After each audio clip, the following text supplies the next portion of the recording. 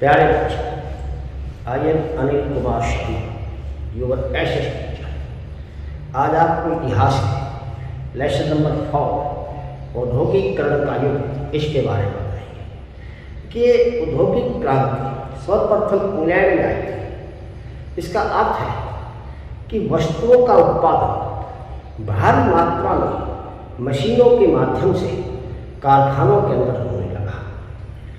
अब सवाल ये उठता है कि भी औद्योगिकीकरण आने के बाद इंग्लैंड में ऐसे क्या प्रभाव पड़े जिनका सकारात्मक भी और नकारात्मक दोनों दृष्टिकोण से विभिन्न समुदायों के ऊपर अलग अलग असर रहा है।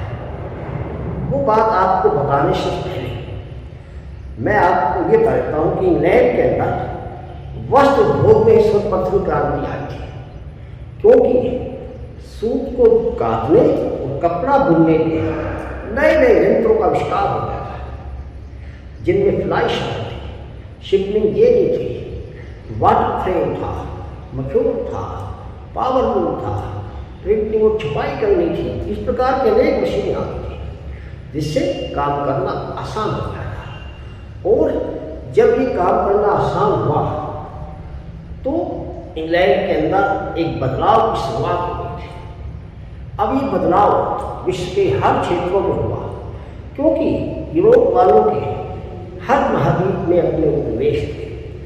उन उपनिवेशों के अंदर इन्होंने इस क्रांति को बढ़ावा दिया, व्यापारिक माध्यम से अपने वहाँ बने हुए माल को यहाँ लाकर उपनिवेशों के अंदर बेचते थे। अब आपको मैं क्रमानुसार इन सभी के विषय बताऊंगा। औद्योगिकीकरण का मतलब मैंने आपको बता ही दिया कि मशीनों से कारखाने माल का बनना। अब आदि औद्योगिकीकरण क्या था?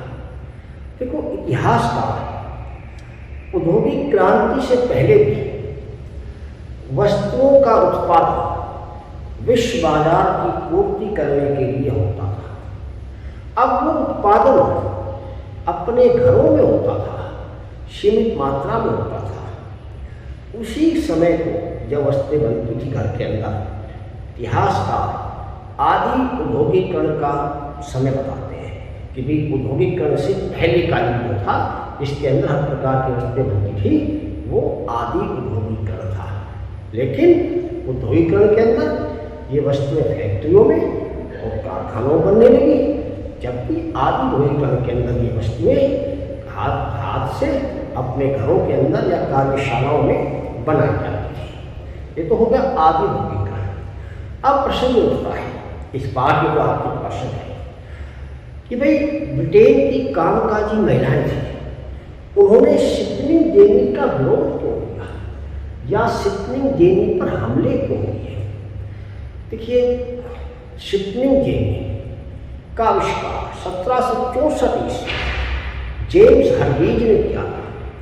और जब इस मशीन का आविष्कार हो गया तो सूत काटने और कपड़ा बुनने की गति जो थी बहुत तेज हो गई। और ये मशीन आने से पहले सूत काटने का काम घर के अंदर महिलाएं करती थी, और जब ये मशीन आ गई तो महिलाओं का काम उनसे छिन गया, अर्थात महिलाएं बेरोजगार हो गई।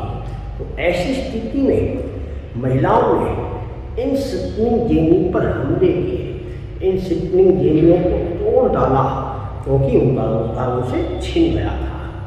अब प्रश्न ये उठता है कि 17वीं शताब्दी में जो ये सौदागर यानी व्यापारी लोग थे, वो गाँव की तरफ क्यों आकर्षित थे, या गाँव में किसान या मजदूर से काम क्यों करवाने लगे? देखिए, अंतर्राष्ट्रीय बाजार के अंदर जो कपड़ा था उसकी मांग बहुत ज़्यादा बढ़ती थी। उस मांग की पूर्ति करना बहुत मुश्किल हो गया था। केवल शहरों के अंदर ही कपड़ा बना करके बेचना बहुत मुश्किल काम हो गया था। क्यों था? क्योंकि यूरोपीय शक्तियों के उपनिवेश बढ़ते जा रहे थे। अपने उपनिवेशों के अंदर माल को बेचना उनके लिए फायदे का काम था। अकेले शहरों से माल तैयार नहीं होता था, तो इसलिए उन लोगों ने ग्रामीण क्षेत्रों की तरफ रुख किया और गांव के अंदर जो कारीगर थे, किसान थे, दस्तकार थे, मजदूर थे, उनको एडवांस अदायगी धन पेशगी दे करके अपना काम कराने लगे और गांव के मजदूर किसान भी अतिरिक्त काम मिलने से खुश हो गए। उन्होंने भी काम करना स्वीकार कर लिया। तो ये प्रमुख कारण था कि ग्रामीण क्षेत्रों की तरफ इन सौदागरों का रुझान बढ़ता गया। अब प्रश्न ये उठ रहा है कि भाई सूरत बंदरगाह थी एक हाशिए पर उसका पतन होता गया। तो देखिए आदि भूमिकरण के बाद भी और पहले सूरत बंदरगाह हमारे यहाँ व्यापारियों का एक बहुत बड़ा केंद्र थी। भारतीय व्यापारी सूरत बंदरगाह से ही फारस की खाड़ी में लाल सागर के माध्यम व्यापार करते थे। उनके व्यापारिक संबंध थे। ये नेटवर्क बहुत ही विस्तृत था, फैला हुआ था। लेकिन जब ईस्ट इंडिया कंपनी यहाँ पर आ गई तो ईस्ट इंडिया कंपनी ने अपने कारोबार को, अपने व्यापार बढ़ाने के लिए अब वहाँ एकाधिकार स्थापित करना चाहा। यही सही कसर पुर्तगालियों ने अंग्रेजों को मुंबई तहरीर में दे दी, उससे पूरा हो गया। अब मुंबई बंदरगाह के ऊपर कामकाज काफी मात्रा में आ गया और परिणाम ये निकला कि सूरत बंदरगाह जो थी वो पतन के हाशिए के ऊपर एक जाती हुई चली गई। यही सबसे बड़ा उसका कारण है। अब आता भी एक गुमास्ता होते हैं। देखिए ईस्ट इंडिया कंपनी में गांव के अंदर जो हमारे बुनकर थे, उन बुनकरों की निगरानी के लिए कुछ वेतनभोगी कर्मचारी लगाए। इन वेतनभोगी कर्मचारियों को ही गुमास्ता कहते थे। इनका काम था सिर्फ बुनकरों के ऊपर निगाह रखना, उनके माल की जांच करना, कपड़े की गुणवत्ता को परखना और जो बुनकर समय पर काम पूरा नहीं करता था उसको दंड देना। क्यों? क्योंकि बुनकर कंपनी को डर लगता था कि कहीं ये दूसरे व्यापारी को अपना माल ना बेच दे, इसलिए उनके ऊपर निगरानी करने के लिए वेतनभोगी कर्मचारी लगाए, जिनको हमने गुमास्ता का नाम दिया है। अब यह प्रश्न आता है कि ईस्ट इंडिया कंपनी ने अपने माल की नियमित आपूर्ति के लिए माल के रेशमी और सूती वस्त्र के लिए क्या क्या कदम उठाए। देखिए सर्वप्रथम कदम तो मैंने आपको बता दिया, गुमास्ता की नियुक्ति। ईस्ट इंडिया कंपनी ने भारतीय बुनकरों के ऊपर वेतनभोगी कर्मचारी लगाए जो उनके माल की जांच करते थे, गुणवत्ता की जांच करते थे, माल समय पे तैयार हुआ है नहीं हुआ इसकी जांच करते थे। एक तो ये कदम उठाया ताकि माल की आपूर्ति नियमित रूप से होती रहे। दूसरा, बुनकरों के प्रति कठोर कदम। ईस्ट इंडिया कंपनी ने जो कर्मचारी लगाए थे उनका रवैया बड़ा सख्त था। वे लोग बुनकरों के साथ बड़ा कड़ा व्यवहार करते थे। उनके ऊपर इस बात का विशेष ध्यान रखते थे कि कहीं ये बुनकर किसी दूसरे व्यक्ति के लिए तो काम नहीं कर रहा है, उसे एडवांस ऋण दे दिया करते हैं पैसा, ताकि वो दूसरे को अपना माल ना बेच सके और माल जो है समय पर तैयार नहीं होने की सूरत में उन्हें परेशान किया जाता था। बुनकरों से दुर्व्यवहार। देखिए कंपनी के वेतनभोगी कर्मचारियों ने बुनकरों को अगर समय पे माल तैयार नहीं मिला तो उन्हें तरह तरह के प्रताड़नाएँ सजा दी जाती थी, जिनमें उनको पीटना, कोड़े लगाना, सार्वजनिक तौर से ये कार्य किए जाते थे, जिसकी वजह से अनेक बुनकर को गाँव को ही छोड़ के चले गए। ईस्ट इंडिया कंपनी ने ऐसे कठोर कदम उठाए जिनके कारण बहुत से बुनकर जो है गांव छोड़ करके वहाँ से पलायन कर रहा था, छोड़ के चले गए। अब प्रश्न आता है कि औद्योगिक क्रांति आने के बाद जो उद्योगपति थे वो मशीनों की बजाय हाथ से ही काम करवाना ज़्यादा पसंद करते थे। क्या कारण थे ऐसे? देखिए, इसके अनेक कारण थे। जो उद्योगपति थे उन्होंने शुरू में मशीनों के अंदर इंटरेस्ट नहीं लिया, किसी प्रकार का कोई लगाव नहीं दिखाया, कोई रुचि नहीं दिखाई। इसके कई कारण थे। एक तो कारण ये था क्योंकि श्रम की बहुतायत, यानी कि मजदूर बहुत अधिक मात्रा में थे। देखिए, इंग्लैंड में जब उद्योग क्रांति आई तो ग्रामीण क्षेत्रों से काफ़ी मात्रा में मजदूर शहरों की तरफ आ गए और शहर में आकर के अपना जीवन यापन करने लगे। और शहर के अंदर इतना ज़्यादा श्रम बढ़ गया, मेहनत इतनी ज़्यादा हो गई कि मजदूरों को मन चाहे पैसे दे करके इच्छा अनुसार काम कराओ। तो ऐसी स्थिति में जो उद्योगपति थे उनका रुझान मजदूरों की तरफ ही जाता रहा। दूसरा कारण था कि मौसमी आधार पे मजदूरी। देखो, इंग्लैंड में क्या था कि काम कारखानों में मौसम के अनुसार चलता था। जैसे सर्दी के मौसम में गैस घरों में और आपके जो है जहाज के रिपेयर में और बुक बाइंडिंग में और शराब के कारखानों में इनमें काम होता था। शेष मौसम के अंदर इनमें काम नहीं होता था। जब मौसम के अनुसार काम है तो उद्योगपति मजदूरों की संख्या मौसम के अनुसार कम या ज़्यादा कर सकते थे। परिणाम, उनको वेतन कम देना पड़ता था, अर्थात पूरे साल का वेतन नहीं देना पड़ता था। तीसरा, हाथ से विविधता आई। देखिए, हाथ से बनाए हुए काम के अंदर विविधता मिलती थी, अनेक प्रकार के डिजाइन तैयार होते थे, जबकि मशीन से जो सामान होता था उसकी वैरायटी एक ही होती थी, अर्थात वो पूरे का पूरा एक ही प्रकार का निकलता था, क्योंकि मशीन के सांचे फिक्स होते थे। और जबकि हाथ से कारीगर काम कर रहा है तो हर एक कारीगर बारीक से बारीक काम जो है वो कर सकते थे। कहा जाता है कि उस समय इंग्लैंड में 500 प्रकार के हथौड़े थे, 45 प्रकार की कुल्हाड़ियाँ थी। क्यों? क्योंकि काम में वैरायटी अलग अलग थी, तो इसलिए लोग जो है इनको ही ज़्यादा पसंद करते थे।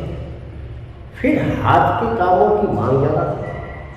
इंग्लैंड में कुलीन वर्ग के लोग, उच्च वर्ग के लोग या शासक वर्ग के लोग हाथ से बने ही सामान को अधिक महत्व देते थे। जहाँ तक कि इंग्लैंड की महारानी विक्टोरिया काल में, इंग्लैंड की बात कर रहा हूँ, भारत में छींट के बने कपड़े बड़े पसंद करते थे जो हाथ से बनाए जाते थे।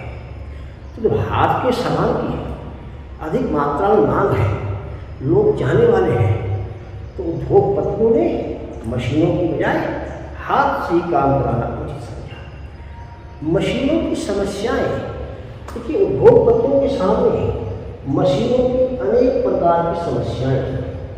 उन समस्याओं के अंदर सबसे बड़ी समस्या, एक तो मशीन बहुत ज़्यादा महंगी होती थी, जिन्हें उद्योगपति खरीद नहीं सकते थे। दूसरा, मशीनों के रख रखाव के अंदर भारी खर्चा आता था। अगर मशीन खराब हो गई तो उसको ठीक करने में भी कारीगर कई कई महीनों नहीं मिलते थे।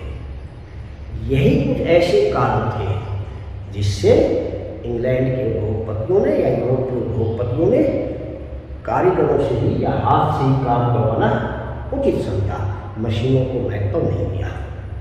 अब प्रश्न उठता है कि भाई इस औद्योगिकरण का मजदूरों के जीवन पर क्या प्रभाव पड़ा। देखो, वैसे तो इन बातों को सुनने के बाद आपको पता लग गया होगा, फिर देता हूँ बता। देखो, सर्वप्रथम तो मशीनों के ऊपर हमले किए गए थे। इन मशीनों को मजदूरों ने तोड़ डाला था। क्यों? क्योंकि मजदूरों का रोजगार छीन जाता है। जिस व्यक्ति का रोजगार छीन जाता है वो व्यक्ति शांत होकर नहीं बैठता है, वो व्यक्ति कुछ ना कुछ कदम उठाता है। दूसरा, शहरों के अंदर जब लोग मजदूरी करने आए तो श्रम की बहुतायतता के कारण मजदूरी बहुत कम हो गई और इतने कम पैसे के अंदर मजदूरों का गुजारा नहीं चलता था। उन बेचारों को शहर में आवास की समस्या खड़ी थी, रहने के लिए मकान नहीं मिलते थे, एक छोटे से कमरे में ही 15 से 20 मजदूर इकट्ठा रहते थे, जिससे उनके स्वास्थ्य के ऊपर भी प्रतिकूल यानी विपरीत असर पड़ता था, हाथ में बीमारियाँ आकर भी घेर देती थी। दूसरा, महिलाओं के ऊपर भी फर्क पड़ा, क्योंकि अब महिलाओं को भी जब पुरुषों की कमाई से काम नहीं चला तो बच्चों और महिलाओं को भी मजदूर बन के अपना जीवन यापन करना पड़ा। तो ऐसी स्थिति में मजदूरों को के सामने परिवार को चलाने की एक विशाल चुनौती पैदा हो गई। तो ये श्रमिकों का जीवन जो था बड़ा कष्टदायी और दुख में होता चला गया। ये तो औद्योगिक क्रांति से मजदूरों के जीवन पे क्या बदलाव आया होता। अब देखिए, अब प्रश्न ये उठता है कि भी उस समय भारत के भी बहुत से उद्यमी थे, उद्योगपति थे, जिन्होंने क्या कुछ किया, जिसके बारे में हम बताएंगे। देखिए, भारत के बहुत से ऐसे उद्योगपति थे जिन्होंने अंग्रेजों के साथ व्यापार में उनका सहयोगी बनके खूब पैसा कमाया था, क्योंकि अंग्रेज चीन के अंदर अफीम बेचते थे और वहाँ से चाय और रेशम अपने देश में लेके जाते थे। कुछ भारतीय भी इस काम में लगे हुए थे, वो भी अफीम चीन में बेचते थे या वे सहयोगी थे, उनने भी खूब पैसा कमा लिया और उन्होंने बाद में अपने स्वतंत्र रूप से उद्योग स्थापित किए, जिनके विषय में मैं आपको बता देता हूँ। एक तो थे दिनसा पेटिज। देखिए, भारत में दिनसा पेटिज बहुत बड़े व्यापारी थे। इन्होंने अपने व्यापार के माध्यम से बहुत अधिक पैसा कमा रखा था। अब इन्होंने अपने देश के अंदर अपनी कंपनियां स्थापित की और व्यापार को बढ़ावा दिया। ये बंगाल के थे लोग थे, लेकिन विचारों का जब कंपनी औरों की डूबी तो इनका भी जो है कंपनी डूब गई और बड़ा भारी नुकसान हो गया। इसके साथ साथ मारवाड़ी सेठ हुकमचंद, इसका आपने नाम सुना होगा। इन्होंने जूट का व्यापार करते हुए काफ़ी मात्रा में पैसा कमाया था। इन्होंने कोलकाता के अंदर जूट मिल स्थापित की और जूट मिल के माध्यम से बहुत पैसा कमा लिया। जमशेद जी टाटा, जो कि आधुनिक समय में भी जिनके उत्पाद पूरे विश्व में प्रसिद्ध हैं, उन्होंने भी अपने कपड़े की मिल स्थापित करके बहुत अधिक मात्रा में पैसा कमाया था। कहने का मतलब ये है, द्वारकानाथ टैगोर, जिन्होंने बंगाल के अंदर अपना उद्योग लगाया और चीन से व्यापार में खूब पैसा कमा लिया था, ये कुछ भारत के ऐसे उद्यमी थे जिन्होंने उस समय भी कारखाने लगा करके खूब अधिक पैसा कमा लिया। इसके अलावा बिरला समूह, ये उसी समय के थे। कहने का तात्पर्य ये हुआ कि भारत में भी अनेक उद्योगपति थे जिन्होंने इस समय औद्योगिक क्रांति का लाभ उठाते हुए बहुत अधिक मात्रा के अंदर धन अर्जित किया था। अब सवाल उठता है कि उद्योगपति भाप के इंजन का आविष्कार करने से कतरा रहे थे। देखो, भाप के इंजन का आविष्कार न्यूकोमन ने किया था और बाद में जेम्स वॉट ने उसके अंदर काफ़ी सुधार कर दिया था। भाप के इंजनों की संख्या इंग्लैंड में शुरू में 21 ही थी, क्योंकि इंजनों का प्रयोग या तो खानों से पानी निकालने में क्या किया जाता था या अन्य छोटे मोटे काम होता था। उद्योगपति इसका उपयोग करने से हिचकिचाते थे, क्योंकि वो काम पहले आ चुके हैं, वो हाथ के काम को महत्व देते थे। इंजन खराब हो जाए ठीक नहीं होते थे। दूसरे ये इतने प्रभावशाली भी नहीं थे जितने कि इनको बनाने वाले निर्माता दावा करते थे, तो इतने उत्तम भी नहीं थे। कहने का तात्पर्य है कि इसीलिए ये उद्योगपति एक लंबे समय तक इस चीज़ से बचते रहे। अब प्रश्न उठता है कि प्रथम विश्व युद्ध के समय जब बाद में भारत का औद्योगिक उत्पादन एकदम से बढ़ा, उसके क्या कारण थे? देखिए, भारत का औद्योगिक उत्पादन बढ़ने के अनेक कारण थे। सर्वप्रथम कारण तो ये था कि जब युद्ध हुआ तो भारी मात्रा में गोला बारूद हथियार नष्ट हुए, जिन्हें बनाने के लिए अंग्रेजों को बड़ी आवश्यकता थी और इसलिए उन्होंने भारतीय उत्पादन में बढ़ावा दिया।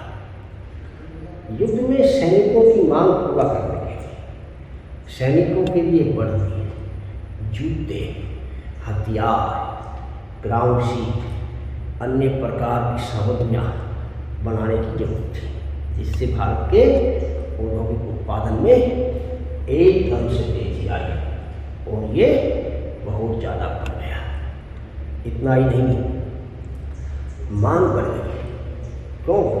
विश्व के हर देश के अंदर इन चीज़ों की मांग बढ़ी। जब इन चीज़ों की मांग बढ़ी तो वहाँ के लोगों ने इन चीज़ों को खरीदने का प्रयास किया और यही कारण था कि भारतीय उद्योगों का विकास होता चला गया। तो इस चैप्टर के अंदर केवल आपको यही बताया गया है। अब मैं आपको कुछ प्रश्न बताता हूँ जो आपको अपने नोटबुक के अंदर लिखने हैं और साथ साथ याद करने हैं। इस बात को जरूर ध्यान में रखना। क्वेश्चन नंबर फर्स्ट है, आदि औद्योगिकरण का क्या अर्थ है? ठीक है। क्वेश्चन नंबर 2, ब्रिटेन की कामकाजी महिलाओं ने शिपनिंग जेनी पर हमले क्यों किए? क्वेश्चन नंबर 3, शहर के सौदागर गांवों के अंदर किसान और मजदूरों से क्यों काम करवाने लगे? Next question,